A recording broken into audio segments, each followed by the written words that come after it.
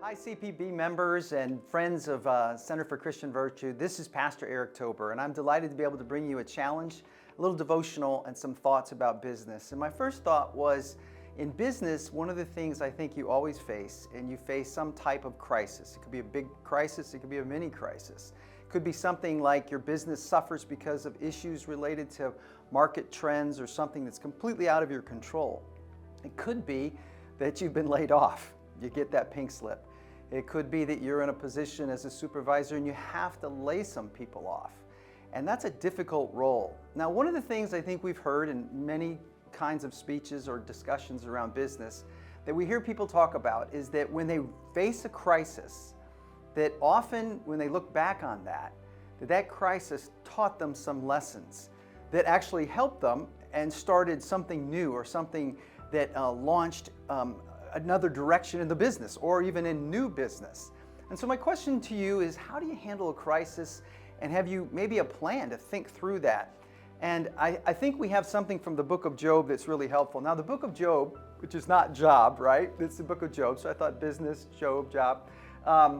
One of the things that we see in the book of Job, which by the way, could be potentially one of the first recorded revelations of God. So yes, Genesis talks about the beginning, but Job, scholars think, may be actually older. And so is God trying to tell us something right off the bat, that we're in a cursed world, a fallen world, and we need to prepare for that? And so just a little reminder that here's Job. One day, the angels came to present themselves before the Lord, and Satan also came with them.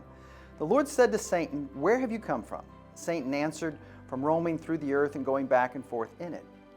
Then the Lord said to Satan, "Have you considered my servant Job?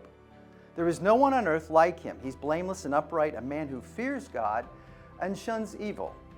"Does Job fear God for nothing?" Satan replied.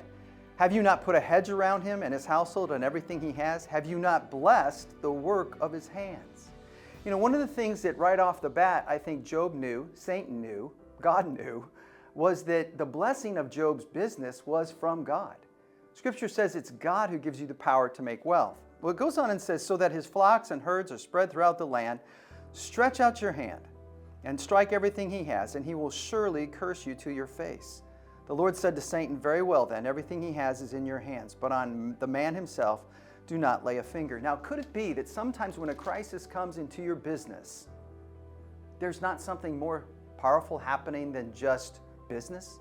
That there's something happening in the unseen realm? That God is at work to do something in your life and to communicate something to even the unseen world, the demonic world, of our trust, our faith in Him. So many of you know this story, but let me go on. Satan went out from the presence of the Lord, and one day when Job's sons and daughters are feasting and drinking wine at the oldest brother's house, a messenger came to Job and said, "The oxen were plowing, the donkeys were grazing nearby, the Sabians attacked, carried them off, they put the servants to the sword, and I'm the only one who's escaped to tell you."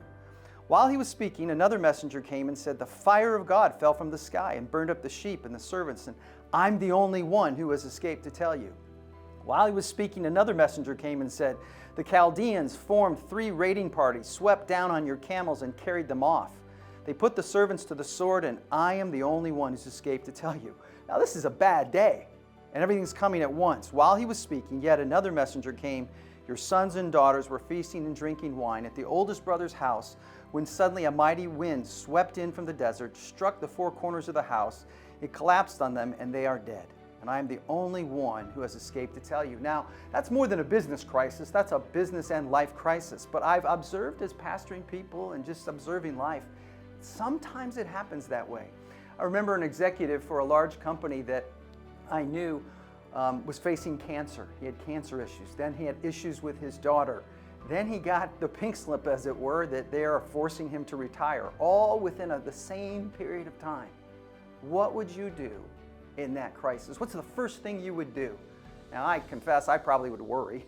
I'd probably think of a plan. I'd react instead of perhaps backing off, recognizing there's more to this world than just what I see and the circumstances of my life. And so God gives us an example here for, I think, all of us to face, regardless of what the crisis is. And it says this: Job got up, tore his robe, shaved his head. Now, I don't think we need to tear our robes and shave our heads. But maybe there is something we do.